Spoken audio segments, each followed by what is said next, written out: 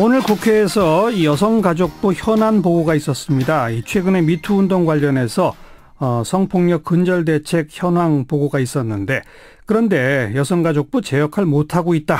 특히 정현백 장관으로서 자질이 부족하다. 사퇴하라. 이런 주문까지 나왔다네요.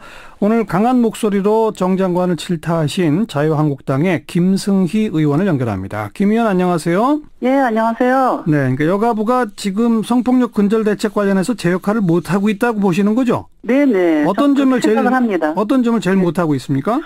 뭐 아시다시피 안희정 전 지사뿐만 아니라 사회적 위치에 있는 여러분들이 지금 이 성폭행한 혐의로 문제가 많지 않습니까? 그런데 그 부분에 대해서 근본적인 대책이 마련돼야 된다고 생각을 하는데요. 그게 제대로 안 됐다라고 저는 생각을 합니다. 오늘 제가 정현백 장관한테 이제 국제 기준을 적용하면 안희정 전 지사에게 강간죄를 적용할 수 있냐라고 물어봤더니 적용할 수 있다라고 대답을 했어요. 그렇다면 지금 현행법에 형법에 나와 있는 강간의 정의에서 좀 고쳐야 된다고 생각이 들거든요. 법 개정을 해야 한다. 그렇죠. 네. 현행법에는 폭행 또는 협박을 통한 강제적 간음에 대해서만 강간죄로 이제 포함하게 돼 있어요. 그런데 실질적으로 폭행이나 또는 이런 협박이 없었다면 강간죄가 성립이 안 되는 거예요. 그렇겠죠. 그래서 이번에도 피해 여성들이 강간죄가 아닌 업무상 위력 등에 의한 간음죄로 고소를 했거든요. 맞습니다. 근데 이제 국제적인 추세로 보면 이거는 강간죄에 적용할 수 있다라고 본인이 대답을 했음에도 불구하고 이 부분에 대한 강간죄에 대한 범위를 이제 바꿔야 되는 그 부분에 대해서는 업무 보고에 전혀 들어있질 않았어요. 강간죄 개정에 대한 의견이 없었다. 그렇죠. 개정뿐만 아니라 그 부분에 대해서는 언급이 없었기 때문에 제가 그거를 질의를 했더니 그거는 형법상 개정 사안이라 일단 법무부 장관과 논의를 해야 된다. 이렇게 소극적으로 대답을 했습니다. 그래서 여가부 장관이 지금 이 현 시점에서 많은 피해자들한테 강간을 당했음에도 불구하고 강간죄를 적용할 수 없는 이 부분에 문제를 제기했어야 되는데 알겠습니다. 그러지 못했다. 김 의원 보시기에는 강간죄를 어떻게 개정하는 게 옳습니까? 지금 현재보다 범위를 더 포함시킬 때 명백한 동의 없는 그런 성관계는 강간으로 못 박아야 된다고 저는 생각합니다.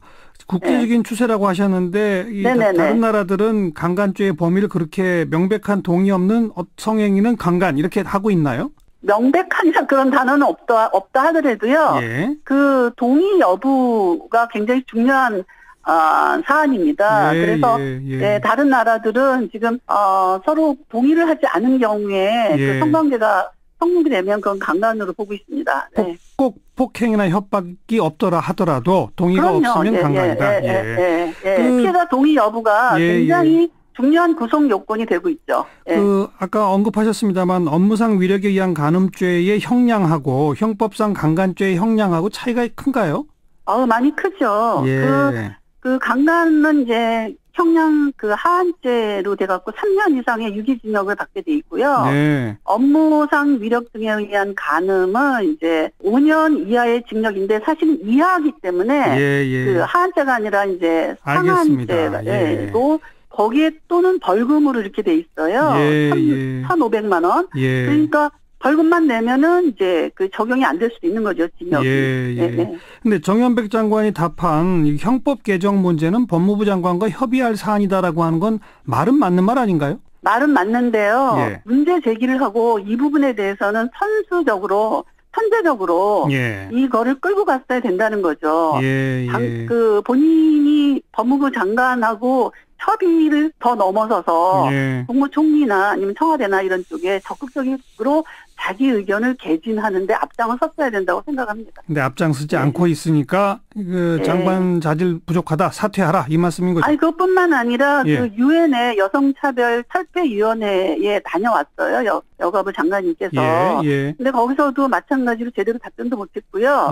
그래서 저는 국제적인 망신을 샀다라고 생각을 해요. 거기서도 우리나라의 그 국제 기준에 좀 못 미치다. 그래서 권고 사항이 제기가 되고 있습니다.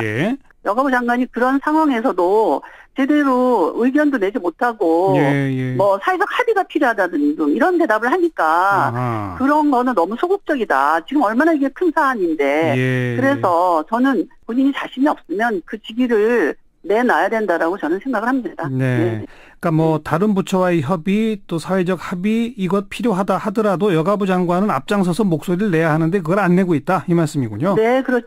그 탁정민 문제도 마찬가지고요. 뭐 좀 크게 봐서 이 문 대통령은 스스로 뭐 페미니스트 대통령을 후보 때부터 내세웠는데 문재인 정권의 여성 이슈 전반에 대한 어떤 관점을 어떻게 평가하시는지 한 말씀해 주시죠. 그 대통령께서 페미니스트 대통령이 되겠다 그런 말씀을 하셨는데요.